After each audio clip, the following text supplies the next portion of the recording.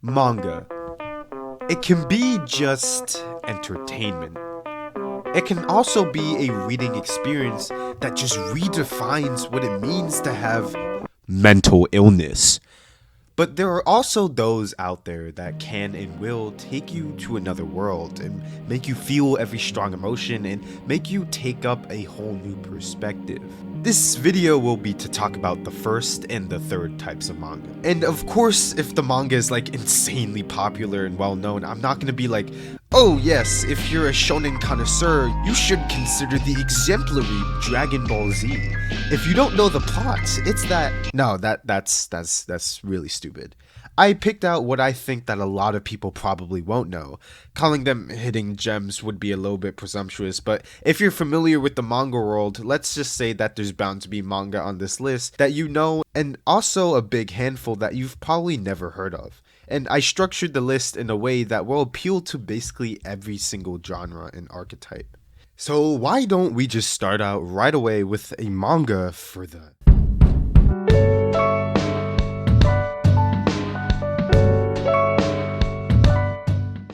The Climber is probably the easiest manga to explain its charm to someone, since the plot is so simple to understand and this really can relate to anybody, not just Sigma males like myself. Okay, full disclosure, after reading this sentence and having to translate it, verbally, I hit a double take so bad that it stun locked me down to my organs. Guys, it wasn't me, it was the agents. So the plot of this manga can basically be summed up in one sentence. It's about a dude that drops out of high school to climb mountains.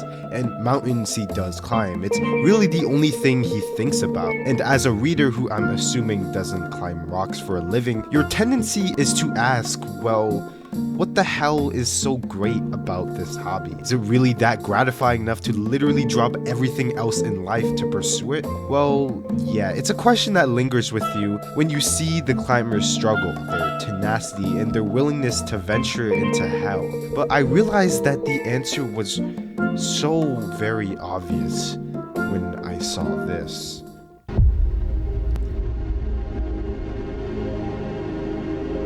It was all for this moment that they threw away everything. I now know that this is not about someone who hyper-fixated on his own selfish desires for prestige, but someone who is just interested in finding himself, constantly placing higher and higher goals for himself to shoot for and eventually get to. This manga honestly feels like therapy sometimes. Like, how can you not get behind to root for this once socially inept kid that you see grow up into a real adult through his passion? Like, really, in this manga's admittedly slow beginnings, we view a trauma-haunted teenager just trying to float through high school without making any connections to others. But when this boy that always tends to avoid the complexity of human interactions finds out about the simple straightforwardness of climbing, it's like my man just found the One Piece. Seriously, there's nothing else this man can think about. So ultimately, he decides to do what individually makes him happy. In other words, this is the Sigma Male Handbook, and it's a must-read for anyone trying to American Cycle while taxi driving to the nearest fight club. This is a type of manga that fits perfectly into my self-made genre of people just trying to do the shit that makes them happy. And what separates the Climber from the rest of these series is the nature of the mountain. Like, let's take Blue Period, which is, just to put it into context, imagine that this was just called The Artist, and it's like the same plot. But art is an abstract and super objective practice, so growth and goals in the show can sometimes be blurred from the thicket of extraction. And while that aspect can and does act to its show's benefit, a mountain or a rock is the most physical and literal challenge that anyone can attempt, making anyone see the meaning behind reaching the summit.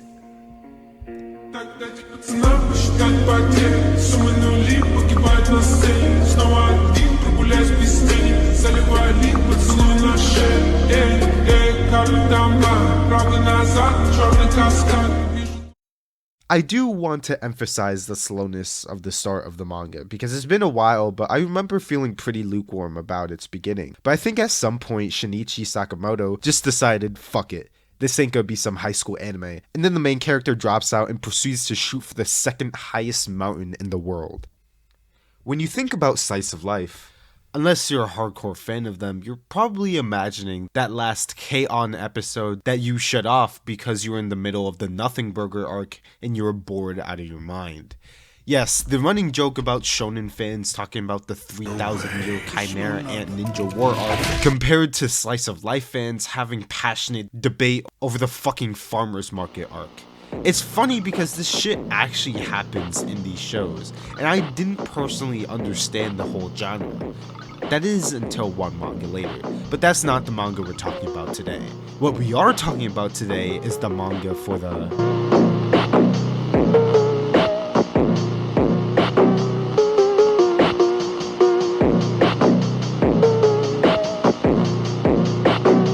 Dai Dark is something that a lot of people might not consider a slice of life, but I'm gonna explain the plot to you and let's see if you can notice anything about it. A dude named Zaha Sanko is like a wandering space vagabond that travels with his mechanical box robot friend that breathes fire named Playin. And they travel their extensive universe haunted by the insane and rather deadly rumor that if one were to obtain Zaha Sanko's bones, they'd be able to make any wish that would come true. So Sanko wants to go shopping. He meets some people that want to steal his bones. He conceals himself as an elementary student for whatever reason, and the first friends he meets, they want to take his bones too. Sanko exists, and someone is just out there opping the poor man. The only person that's not really out to get him out there is the literal fucking god of death, who's also the best girl in the manga. Yeah. The story is just kind of about Sanko going from random place to randomer place, only to figure out that every single being in the observable universe is obsessed with his bones. If you found the one thing I was talking about before with this plot, congrats. If you didn't, the thing is that this shit has no plot. It's literally Sanko fucking around for like a couple of chapters on some planet or spaceship, and then that leads to some random MFs just trying to get his bones. You know, the weird part about this absolutely messed up world is that bones are like a currency in a weird way. You want a stat buff? Boom, only for the low price of 2 bones and a skull. You want an upgraded gear? Wow, we have a sale on that for a 2-meter spine and a ribcage. You know what this reminds me of? Dark Souls in space. Yeah. I mean, the mood, the setting, the art, it really just ignites the Soulsborne passion flame for me. The fact that you practically can sap the lives of others and use their materials to upgrade and get better gear. This manga it's just so silly, it's like a game. And the even sillier part of this is that contrasting to the world's dreary and dark and depressing atmosphere is the fact that every single character that has ever been alive in the manga for more than 2 panels is the goofiest goofball to ever goof. This humor almost makes this vile world that they live in seem livable, and that fact will only get more prominent the more you read. I have a confession. I do not like many isekai. There's only a handful of them that I actually slightly enjoy, and even less of them that I think are great. And that's really disappointing since I think the genre has a lot of potential. So when people started crowning something for being the anti-isekai, my honest reaction was just kinda unamused. But what I at first thought was over-dramatized, I quickly came to understand. Ladies and gentlemen, this is a manga for...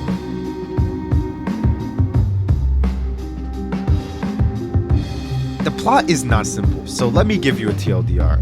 So basically, in this universe that this manga, or technically manhwa because it's Korean, takes place in, there is a collage of different fantastical worlds, and each of these fantastical worlds is haunted by an ultra-powerful and catastrophic evil known as the Demon Lord. And the only world that doesn't have a Demon Lord throughout the entire universe is also coincidentally the only non-fantastical world, Earth. So since Earth has no sort of existential threat like that, random citizens from the planet are isekai'd into other worlds in order to help them defeat their demon lord, under the expectation that they would be returned back to their original world after defeating the demon lord. Many with luck do return, but there's one completely devastating issue. The time they spent in the other world is reflected on Earth. So in other words, when they eventually come back, they miss all that time on Earth they spent in that other world. And to everyone else, they went missing for that entire duration. So this is the exact same thing that happens to Kim Min-soo. Sorry if I mispronounced the names. If I were to summarize Kim Min-soo, it's what happens when a character goes through a tragic anime backstory without the old mentor dude to take them in. Basically, both of his parents die, and everyone starts treating him like an outsider after being gone for over a year. And because of his whole thing with saving the damn world from an ancient malevolent evil, he kinda holds a sense of entitlement. Like he should be rewarded for his valiant effort. And I mean, yeah, that's understandable. But it was the fact that he thought he deserved so much that made him snap when he was stripped of everything. In a bout of rage, he finds out that he actually still has his powers from his other world. And with this, the totally mentally stable kid goes on an indiscriminate killing spree. And when I say this, I'm talking about the murders of hundreds of thousands, at one point getting to the scale that it can only be measured countrywide. And this is all because he just wanted everyone to feel the same pain that he felt. So if you heard this and are thinking to yourself, why is this guy recommending some redo over healer meets SAO type shit? I was exactly the same, but luckily this is not the main character.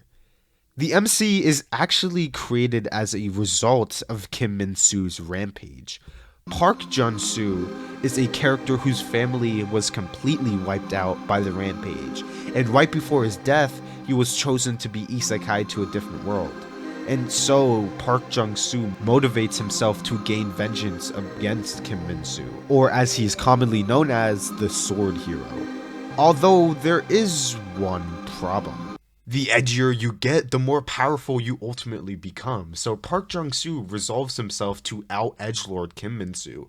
What the fuck am I saying? No, but seriously, this one's pretty cool because it's like these different factions of heroes headbutting against each other, and all of the fights are really sick. When you think of a goat, there's two things I'm sure you might think of. This guy and this guy. Yeah, Fullmetal Alchemist, a true classic. Now, if you don't know Fullmetal Alchemist, it's about a failed transmutation. No, I'm just kidding. My point in bringing this show up when it's not the actual show I'm recommending is that the same author recently but not so recently released a new manga that goes by the name of Yomi no Tsugai, a manga for the And the sheer fact that this was penned by the goddess who created a cult classic masterpiece was probably enough to sell a lot of you. But if it didn't, let's run through the first chapter because this just goes absolutely insane from the get-go. But before I start, I really do recommend going into it blind. And yeah, so that's the whole warning. So Yuru is a typical villager that's living in what seems like an era still inhabited by hunter-gatherers. At the start of the manga, he's on a hunt, and he's exceedingly good at it. When he eventually makes it back to the village, we see that the kid is really well known across the village, but for some strange reason, when he wants to communicate with his own twin sister, he has to do it with her behind bars. Some time goes by, and weird, oddly mechanical sounds echo throughout the space, and the village folk rationalize it as the dragon's roars. But those dragons didn't look like dragons, and the people inside of those dragons bear alien weaponry and incredible firepower. Who are they? Where did they come from? And why are they all targeting Yoru? In the midst of trying to find out that answer, we're introduced to this whole world of the monster-like aberrations called Tsugai. We see Yoru's alleged real sister show up and just murder the fake sister. This is one of those manga that makes you question what reality you're perceiving at any given moment. And that's actually the reason why I think the world building is so effective in this story. Because all the endless confusion does narratively is accelerate our curiosity on what the fuck is going on. And when we finally get answers, it's so very satisfying. This one started publication a little more than a year ago, but it only comes out monthly, which might be the gravest sin in all of manga, because it's definitely up there as one of my favorite manga on this list, despite it only having 15 chapters. Even if the chapters are pretty long, it's debilitating having to wait the equivalent of like 20 light years online for a single chapter to come out. That's really the only downside to the story. But yeah, it's great all around, and it really does a lot to flesh out everything in its world. Now, to be fair, I know that this next one isn't really unpopular, so to say. It's definitely one of the more well-known works in the manga realm, but me personally, I just got into it. This is for the... You just got up smash. And now... Oh, Zoo, poor Zoo. Happy feet. Wombo combo. That ain't Falco. That ain't Falco.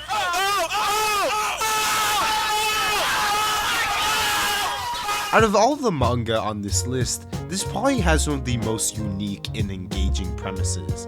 So basically, there's this guy named Kim Dokja, and you could probably already tell this is Korean made. But yeah, he is just like a One Piece fan, but multiplied by 3. He is a diehard fan of this specific web novel.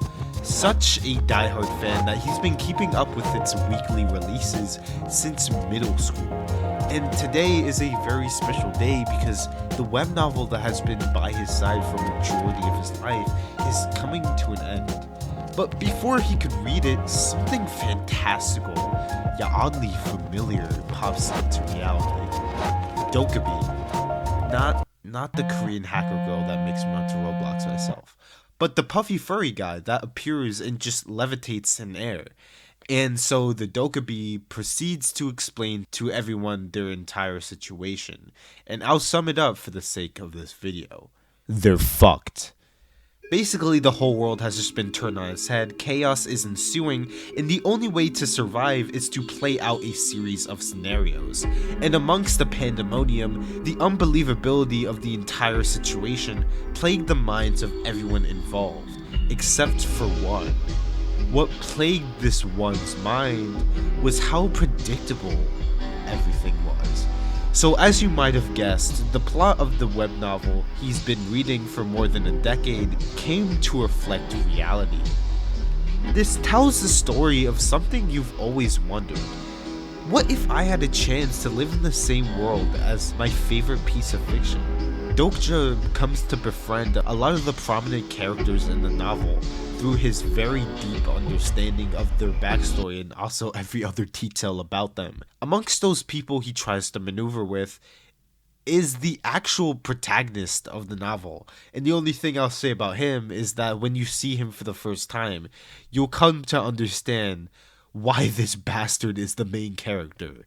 He is him. And that's all I'll really say about Omniscient Reader's Viewpoint. Whenever I sit myself to read something made by Inyo Asano, first off I get my antidepressants on hand, but I also try to pick apart every single detail of his metaphors and meticulously built up characters. But with everything is way more out in the open. Yes, the full title of the manga is Dead Demons DeDeDeDeDeDe Destruction, or more commonly known as DeDeDeDeDeDe. If you didn't know, Inyo Asano is, depending on your opinion, the absolute menace or the absolute genius who is behind Uyesumi Punpun. If you ask me, of course, I'd say a fucking genius. But anyways, he's back at it again with one of the most interesting premises I've witnessed. It basically covers the lives of two high school girls who would be living completely normal lives if it weren't for the massive fucking alien mothership descending upon the skyscrapers of Tokyo. So apparently this UFO appeared some time ago, but since its appearance, it hasn't made any majorly concerning nor destructive moves. It has just been a source of imminent and intimate dread. Large-scale global politics is obviously looked at, with nobody being able to figure out what the fuck these aliens want, but for the most of the story, it's focused on the small teenage lives of these two girls, and the effect that perilous unknown UFO has on their lives while living in Tokyo. It's pretty obvious what Inyo Sano's trying to get at, I think. A slow but incredibly lethal impending threat to mankind in the story that just so happens to reflect a similar thing happening in the real world. And I think this is just my interpretation, that Asano is trying to explore what effect this similar thing in the real world could have on adolescents in the future. And it's really interesting, with the two protagonists being incredibly fleshed out throughout the manga. I give this a read if you're a fan of Asano, or if you like any of the art you've seen so far. I mean, you don't even need me to tell you that this is some top tier shit. Out of all the types of people, there's still one that I'm sure is feeling like that neglected elephant in the room. Yep, ladies and gentlemen, this is a manga for the Egg-led murderer! Hold your fire! This man isn't black! What? Jagaaaan is an action-driven series that has been going on for a while, and I actually read it a while ago, but I just never got a chance to talk about it. So there is something special about the premise of it. Let's see if you can spot it. So our main character is a police officer in Japan, so basically he does nothing except for cleaning up drunk people's throw up. Dissatisfied with his ordinary day-to-day, he actually has never been able to crack a genuine smile before. He just wanted to do something more, become something more. And as it happens, one day it starts raining frogs, but these frogs are actually deadly parasites that transform their human hosts into monsters that reflect the desires of the humans they possess. But with our main character, he runs into a frog that's not actually a frog. It's a tadpole, which means that he gets the powers of one of those monsters while not being killed in the process. So he's able to utilize his power to fight those monsters that gave him the powers in the first place. Quick question. Does this remind you of anything? Well, if you said Tokyo Ghoul because Kaneki is kind of like a half-breed of the thing that he's fighting against, you are completely wrong. Because it's not only Tokyo Ghoul, it's all of these shows. It's been a trope for a little bit in the industry of this exact plot copy and pasted over and over and over again. But for some reason, I have not watched or read a single one of these that has not hit. This one, I will just say right now, slaps. The action is on point, the character writing is great, and probably the best part about it is that the main character isn't in high school. No, you are not dreaming. Yes, I am being 100% dead ass. So now that you're at the end of the video, I hope that you at least checked out one of these manga. If not, then I don't know. I guess that's too bad. Yeah, that's pretty much it. See you in the next one.